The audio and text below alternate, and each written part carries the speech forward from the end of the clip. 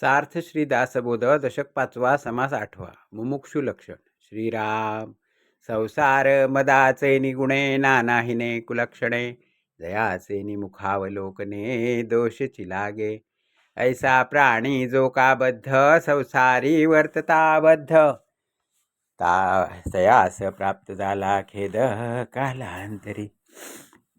संसार दुःखे दुखवला त्रिविध तापे पोळला निरूपणे प्रस्तावला अंतर्यामी झाला प्रपंची उदास मने घेतला विषय त्रास म्हणे आता पुरे सोस संसारीचा प्रपंच जाईल सकळ येथील श्रमतो निर्फळ आता काही आपुला काळ सार्थक करू ऐसी बुद्धी प्रस्तावली पोटी अवस्था लागली म्हणे माझी वैसा गेली व्यर्थची अवघी पूर्वी नाना दोष केले ते अवघेचे आठवले पुढे येऊन उभे ठेले अंतर्यामी आठवे यमाची यातना तेणे भयची वाटे मना नाही पापासी गणना म्हणोनिया नाही पुण्याचा विचार झाले पापाचे डोंगर आता दुस्तरा संसार कैसा तरो आपले दोष आच्छादिले भल्यांस गुणदोष लाविले देव्या म्या व्यर्थच निंदिले संत साधू सज्जन निंदे ऐसे नाही दोष ते मज घडले की विशेष माझे अवगुणी आकाश उडो पाहे नाही ओळखिले संत नाही अर्चिला भगवंत नाही अतित अभ्यागत संतुष्ट केले पूर्वपाप ओढवले मज काहीच नाही घडले मन वाटी पडिले हो सर्व काळ नाही कष्टविले शरीर नाही केला परोपकार नाही रक्षिला आचार काममध्ये भक्ती माता हे बुडविली शांती विश्रांती मोडिली मूर्खपणे म्या बिघडली सद्बुद्धी सद्वासना आता कैसे घडे सार्थक दोष केले निरार्थक पाहू जाता विवेक उरला नाही कोण उपाय करावा कैसा परलोक पावावा कोण्या पुगुणे देवाधिदेवा पाविजेल नाही सद्भाव उपजला अवघा लौकिक संपादिला दंभवर पंगे केला खटाटोप कर्माचा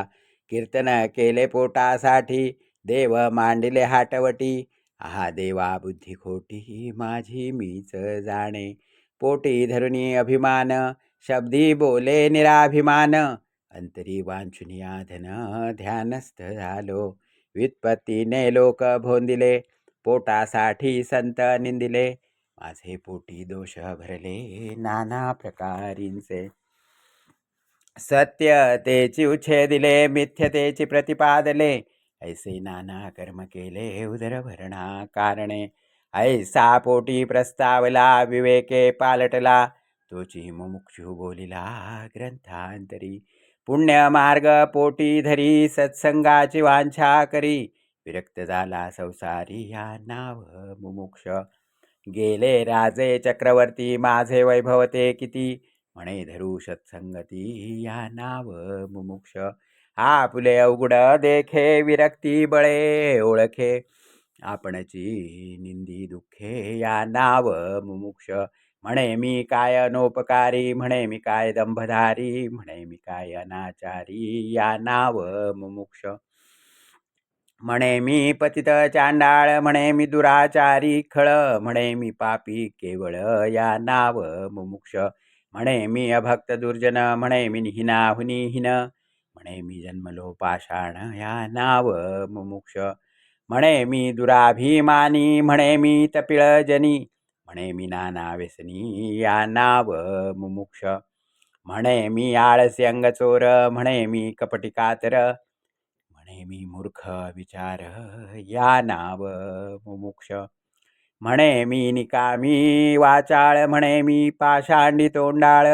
म्हणे मी कुबुद्धी कुटिळ या नाव मुमुक्ष म्हणे मी काहीच नेणे म्हणे मी सकळाहुनी उणे आपली वर्णी कुलक्षणे या नाव मुमुक्ष म्हणे मी अनाधिकारी म्हणे मी कुश्चिळ घोरी म्हणे मी नीच नाना परी या नाव मुमुक्ष म्हणे मी काय आप स्वार्थी म्हणे मी काय अनर्थी म्हणे मी नव्हे परमार्थी या नाव मुमुक्ष म्हणे मी अवगुणाची राशी, म्हणे मी व्यर्थ आलो जन्मासी, म्हणे मी भार झालो भूमिसी. या नाव मुमुक्ष आपणास निंदी सावकाश, पोटी संसाराचा त्रास, धरी सत्संगाचा हव्यास. या नाव मुमुक्ष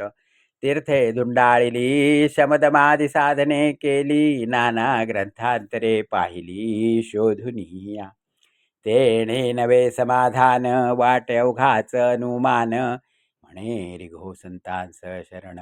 या नाव मुमुक्ष देहाभिमान, कुलाभिमान, द्रव्याभिमान, नानाभिमान,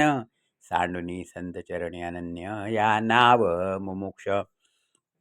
हंता सांडूनी दुरी, आपणास निंदी नाना परी, मोक्षाची अपेक्षा करी. या नाव मुमुक्ष जयाचे थोरपण लाजे, जो परमार्था कारणे झिजे, संतापायी विश्वास उपजे. या नाव मुमुक्ष स्वार्थ सांडून प्रपंचाचा, हव्यास धरिला परमार्थाचा,